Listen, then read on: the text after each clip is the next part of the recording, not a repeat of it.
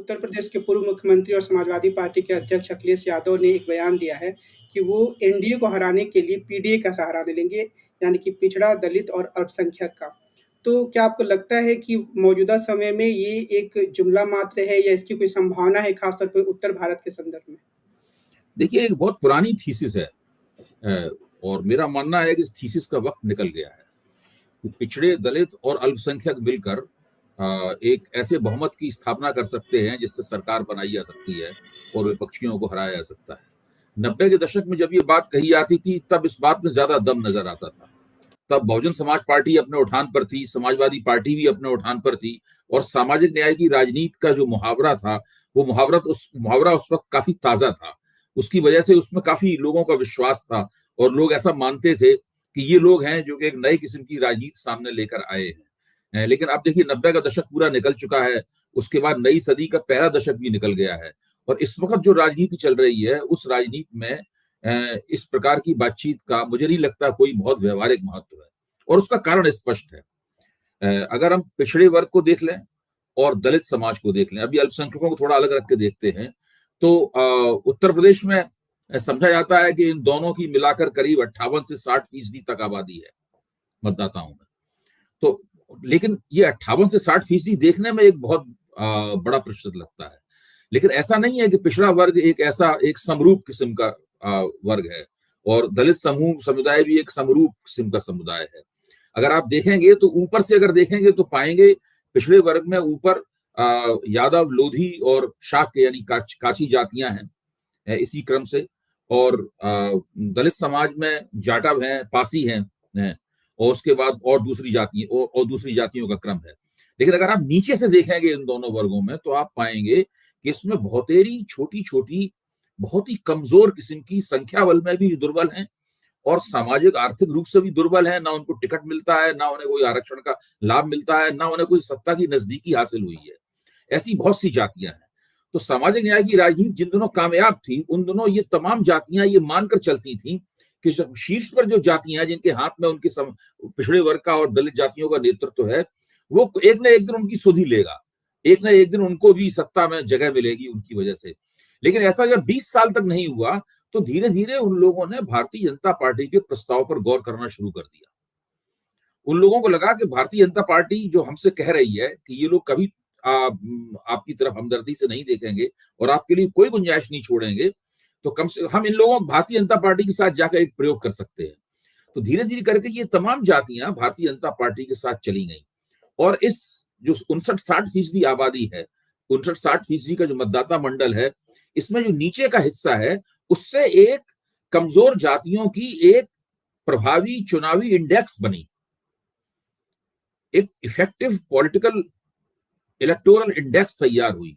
और ये index Bharatiya Janata party का जो ऊंची जातियों का जनाधार था, जो करीब 40% या उससे थोड़ा ज्यादा का है, जिसके अंदर ब्राह्मण आते हैं, वैश्य आते हैं, राजपूत आते हैं, कायस्थ आते हैं, भूमिहार आते हैं, जाट आते हैं, ये जो आधार बना, इस आधार के साथ ये जुड़ गई। और जैसे ही ये छोटी छोटी जातियां इस आधार के साथ जुड़ी, वैसे ही भारतीय जनता पार्टी को 50% या उससे ऊपर वोट प्राप्त होने लगे और फिर एक ऐसी हिंदू एकता स्थापित हुई जिसने लगातार एक के बाद एक 2014 में, 2017 में, फिर 2019 में और फिर 2022 में लगातार उत्तर प्रदेश की जमीन पर भाजपा को असाधारण राजनीतिक कामयाबी दिलवाई। और मुझे नहीं दिखाई पड़ता कि जो गैर भाजपा दल हैं, चाहे वो समाजवादी पार्टी हो, चाहे बहुजन समाज पार्टी हो या कांग्रेस हो, गैर भाजपा दल जो है, ये भाजपा का ये जो जनाधार है जिसमें ऊंची जातियों का गठजोड़ बहुत ही कमजोर जातियों से होता है, दलितों के बीच में भी और ओबीसी समुदाय के बीच में भी। इस गठजोड़ में कोई पैठ बना पा रही हो या इस गठजोड़ की जो संरचना है इसको वेध पा रही हो, ऐसा कोई प्रयास नहीं दिखाई पड़ता, ऐसी कोई रणनीति भी नहीं दिखाई पड़ती।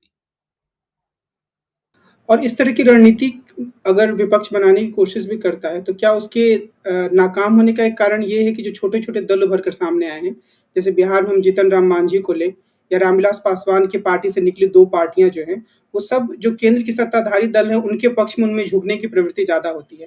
यानी कि एक वैचारिक राजनीति वो नहीं कर पाते। सत्ताधारी दल वाला सवाल नहीं है केवल, जाहिर है कि जिसके पास केंद्र में सत्ता है उसके पास ज्यादा संभावना होती है इस प्रकार की ताकतों को अपनी ओर खींचने में।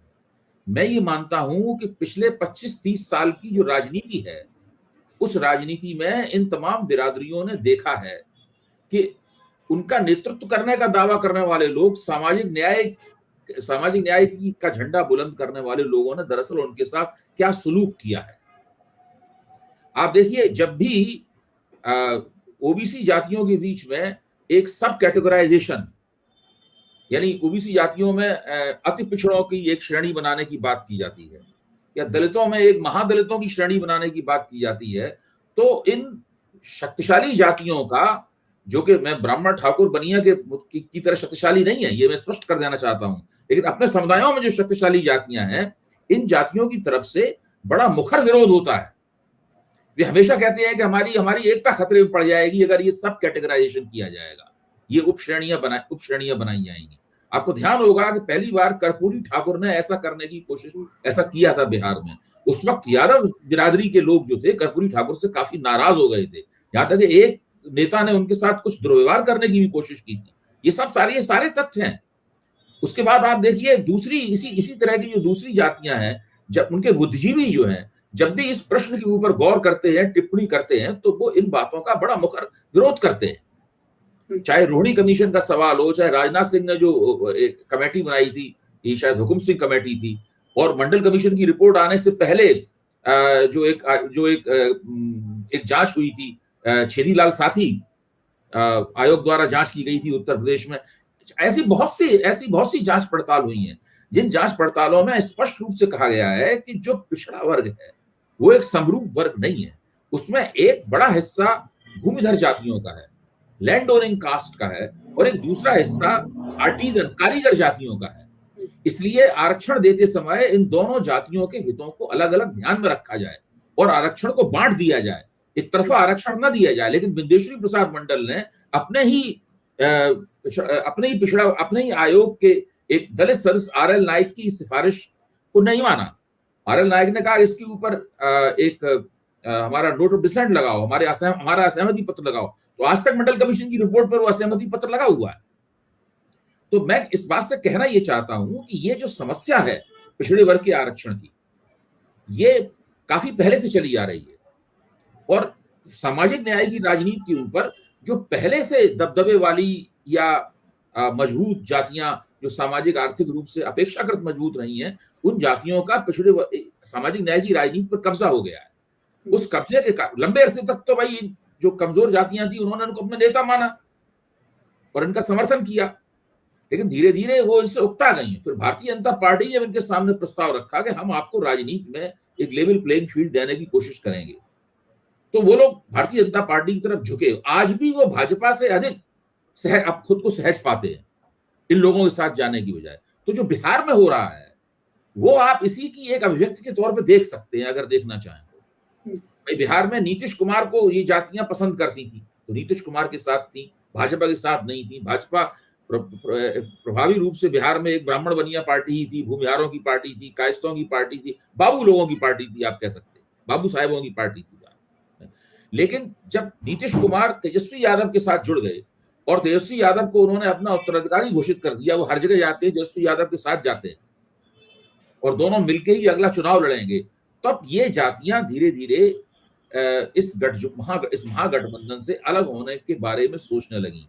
ऐसा संकेत मिलने लगा है कि ये जातियां धीरे धीरे, या इनका एक अच्छा खासा हिस्सा भारतीय जनता पार्टी के साथ आ सकता है। मैं ये नहीं कहूंगा कि इस बात की कोई गारंटी है कि वो छोड़ के चली आएंगी, लेकिन जो मांझी के बेटे ने इस तरह नीतीश कुमार की सरकार छोड़ी है, या उपेंद्र कुशवाहा ने जिस तरह से उस गठबंधन को छोड़ा है, या मैं समझता हूं कि जो पासवान के बेटे हैं वो भी धीरे धीरे करके हो सकता है इधर चले आए, क्योंकि वो भी उनके साथ में भाजपा के साथ चले आए, सहज नहीं महसूस करेंगे।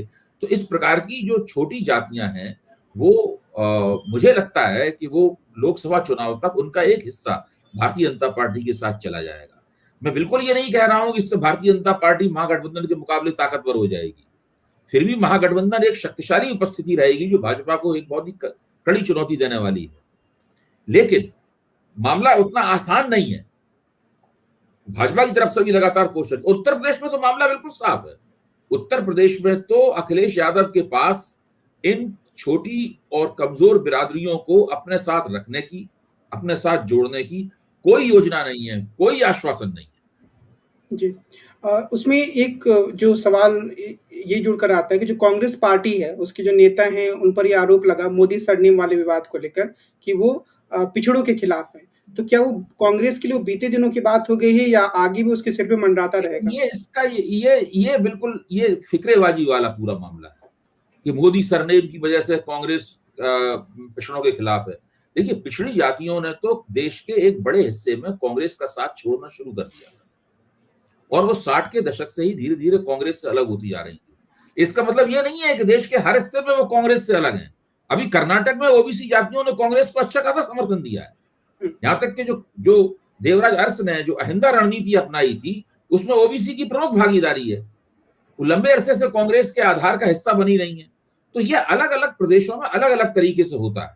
बिहार में कांग्रेस नीतीश कुमार और लालू यादव के साथ है, तो वहां पे आप कह सकते हैं कि पिछड़ी जातियों की जो पार्टियां हैं, कांग्रेस उसके साथ है। उत्तर प्रदेश में कांग्रेस के पास पिछड़ी जातियों का समर्थन जीतने के लिए कोई कोई तरीका हमें आज तक दिखाई नहीं पड़ा। वो उन्होंने कभी इस तरह की कोशिश की। तो हर प्रदेश के बारे में एक स्थिति अलग है। वहां पर वहां की परिस्थितियों के मुताबिक तय होता है कि वहां का पिछड़ा समाज और वहां का दलित समाज कांग्रेस के प्रति हमदर्दी दिखाएगा या नहीं दिखाएगा। जी। आपने कहा था कि अल्पसंख्यकों के मुद्दे को अभी छोड़ देते हैं, तो अगर हम अल्पसंख्यकों के मुद्दे पर विचार करें, तो क्या हम ये कह सकते हैं कि उत्तर प्रदेश में कुछ ऐसी स्थिति बन सकती है जिससे विपक्ष को थोड़ी मजबूती मिले? मैं अल्पसंख्यकों के मुद्दे को अलग रखने की बात मैंने इसलिए कही थी क्योंकि जिसको वो पीडीए कह रहे हैं अखिलेश यादव, उसमें अल्पसंख्यकों वाला मसला थोड़ा अलग तरीके का है।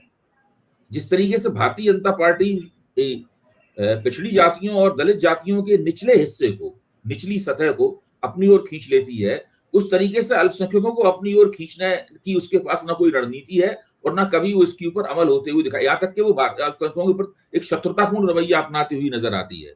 इसलिए मैंने कहा था कि अल्पसंख्यकों को उससे अलग रखा जाए।